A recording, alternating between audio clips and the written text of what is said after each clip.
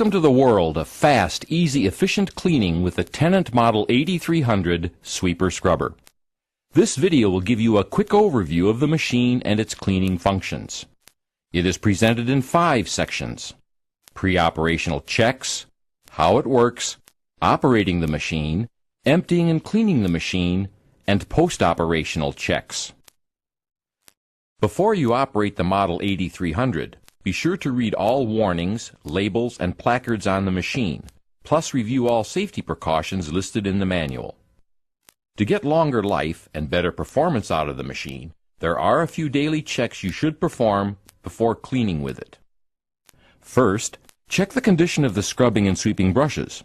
Remove any string, banding, plastic wrap, or other materials. Check the skirts for tears and cuts.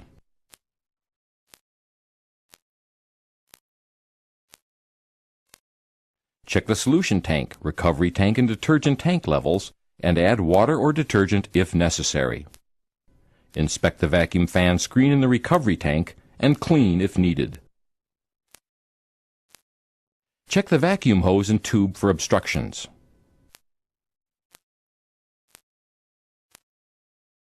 Open the battery compartment and check the electrolyte level of each cell. If necessary, add enough distilled water to cover the plates in each cell.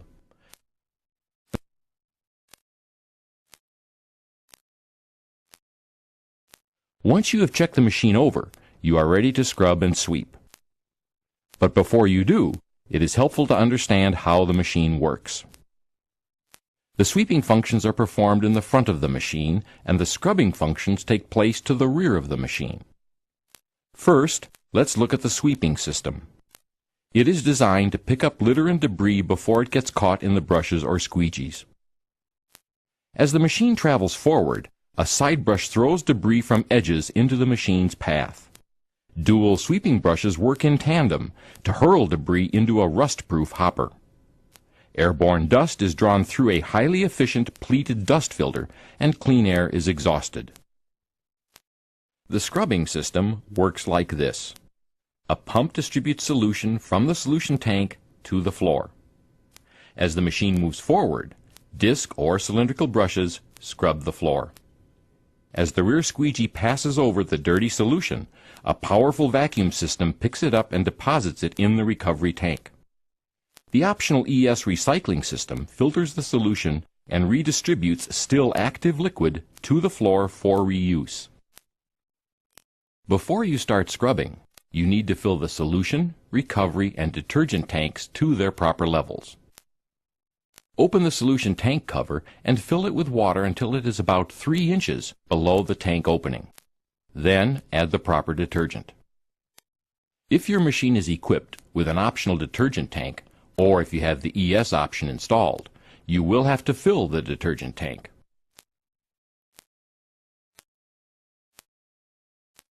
An autofill system is included with the ES option. Connect a hose from the water source to the autofill connector on the machine. The Model 8300 Sweeper Scrubber was designed for fast, easy sweeping and scrubbing with a minimum amount of training and experience.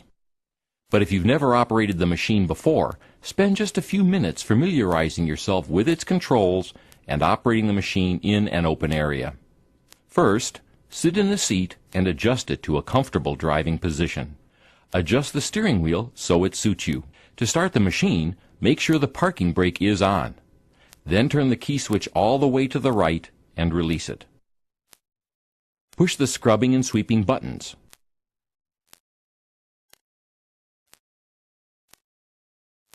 Then release the parking brake. If the solution tank is full and you have the ES option installed, a chime will sound and a symbol will appear on the LCD screen. It will disappear once you start scrubbing. Press the top of the directional pedal to move the machine forward. Press the rear of the pedal to move in reverse. Scrubbing and sweeping will start automatically. The operator's console is the heart of operating the machine, so let's take a closer look at it. On the upper right of the console is the power kill switch. It instantly shuts off all power to the system. To the left of the kill switch is the horn. Below the horn, you will find a light switch and power wand switch if you have that option installed.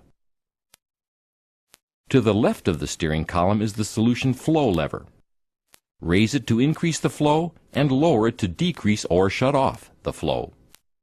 To the right, you will find the large debris flap lever.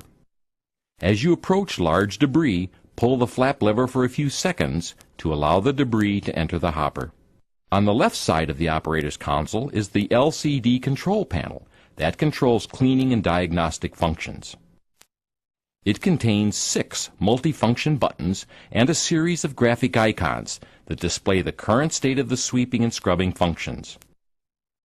Pressing them changes the icons on the LCD screen according to the chosen function, so you can perform a variety of tasks.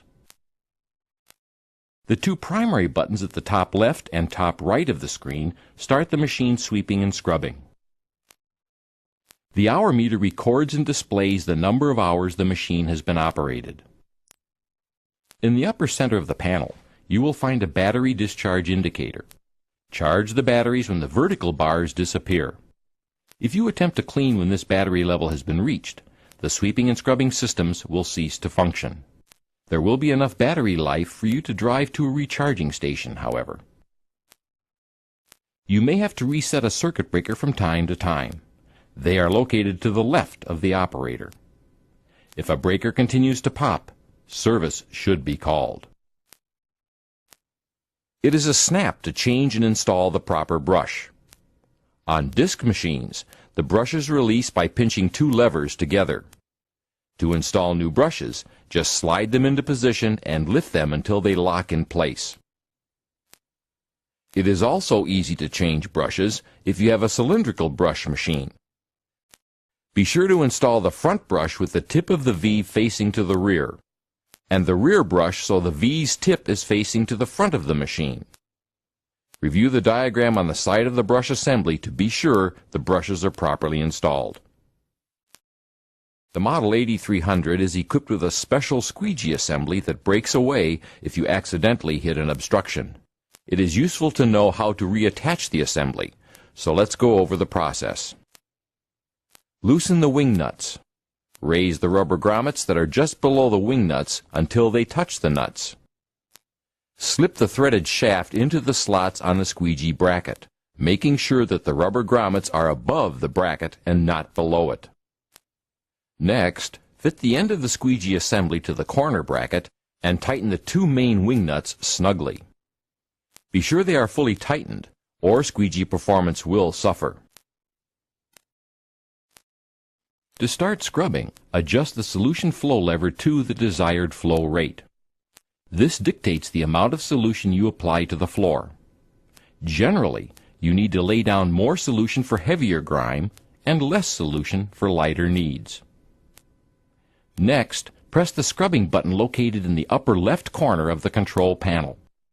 When you start propelling forward, the brushes lower and turn on, the squeegees lower, the vacuum system turns on, and the solution flows to the scrub head.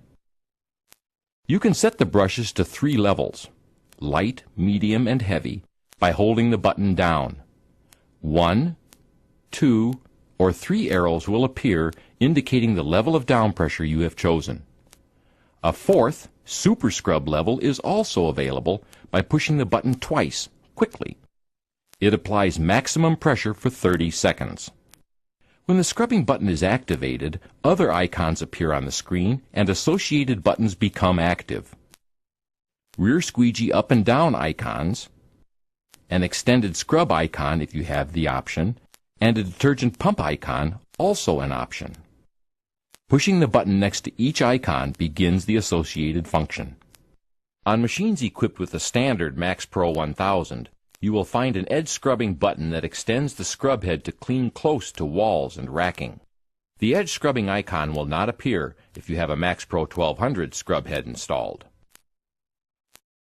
The rear squeegee button controls the vacuum fan and the position of the rear squeegee. You can raise or lower the rear squeegee independently of the scrub head. Pressing the ES button turns the recycling system on and off if you have one installed. An optional detergent pump button controls the amount of detergent you apply to the floor. Press the button to activate detergent flow.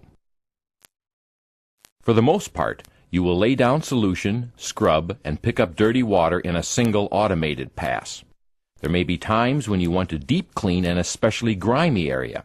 In that case, use a technique called double scrubbing. Here's how you do it. First, raise the side squeegees manually. Then push the squeegee button to raise the rear squeegee to the upright position. Scrub the floor without picking the solution up and leave the solution on the floor for 5 to 15 minutes.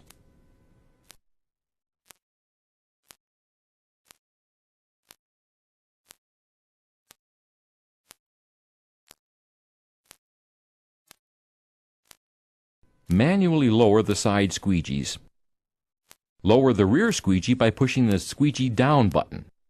Then make a second pass to pick up the dirty solution.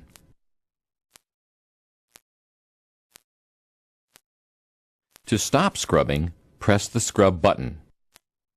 If you have an optional vacuum wand installed, you can clean in hard-to-reach places. Just attach it to the vacuum hose, apply solution to the area you want to clean, scrub, flip the head over, and vacuum up the dirty solution. Your Tennant Model 8300 has a sweeping system that is especially designed to allow sweeping and scrubbing simultaneously. You should use it while scrubbing in most cases. To activate the sweeping system, press the sweeping button. That will lower and start the main and side sweeping brushes, as well as start the sweeping vacuum fan. Wait a few seconds for the brushes to completely lower before you start cleaning. When you press the sweeping button, new icons appear that control sweeping functions. Below the sweeping button, you will find the side brush button. While the side brush operates automatically when the main brush is working, you can turn it off if you need to. Push the button to turn it off and raise it. Push it again to lower it and turn it on. To the left of the side brush button, you will find a filter shaker button. If the machine begins to create an excessive amount of dust, push this button and the filter will shake for several seconds. In the lower right corner of the panel, you will find the vacuum fan button. Use it to turn the vacuum fan off and on. You should not use the sweeping vacuum in wet conditions. After you are finished, it is important that you clean it properly to get the best performance and life out of your machine. To dump the hopper, drive the machine near the debris dump site. Press the filter shaker button to run the dust filter cleanback system. Push and hold the hopper raise button until the hopper stops. This is the low dump position. If you want to dump off a dock or on the ground, push and hold the hopper rollout button until the hopper is fully rotated forward and the contents are emptied. Push the hopper retract button to roll the hopper back to its normal position. If you want to dump the hopper into a higher container, push and hold the hopper raise button again until the hopper is in the desired position. Drive the machine forward until the hopper is directly over the dump site. Roll the hopper forward by pushing and holding the hopper rollout button to dump the hopper. Once you've emptied the contents, push and hold the hopper retract button to tilt the hopper back to the upright position.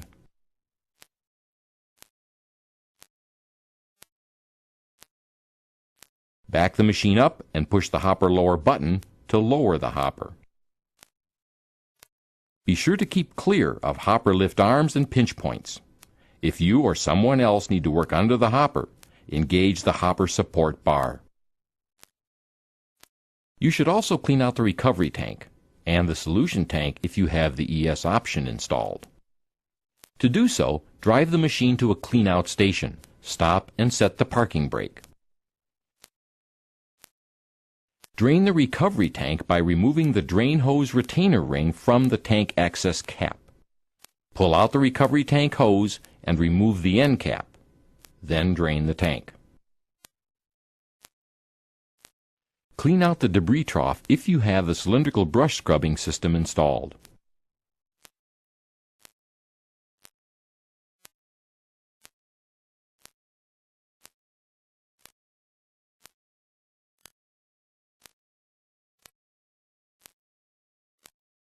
If the machine is equipped with the optional ES system, you may need to drain the solution tank. If you have positive solution control valves installed, just attach the extension hose, place the end in a suitable drainage area, and open the drainage valve on the rear of the machine. Once the tank or tanks have been drained, you should remove the drain hose and cap assembly from each tank and open the tank covers. Then flush the tanks through the openings and clean the vacuum screen under the recovery tank cover. On ES-equipped machines, use the clean-out wand to reach normally inaccessible areas of the tank.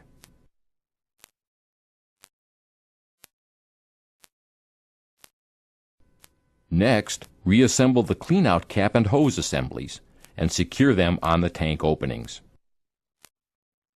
Drive the machine to a flat, dry, well-ventilated area. Turn the machine's power off and set the parking brake. Open the cover and the rear compartment door. Unplug the battery connector and plug the charger connector into it. The Tennant charger will start automatically and turn off when the batteries are charged. When you are done cleaning the machine, you should perform a few post-operational checks. Check the condition of the scrubbing and sweeping brushes for wire, string, or twine that may be wrapped around them. Check the side and rear squeegees for wear or damage. Check the vacuum hose and tube for obstructions. Check under the machine for leaks.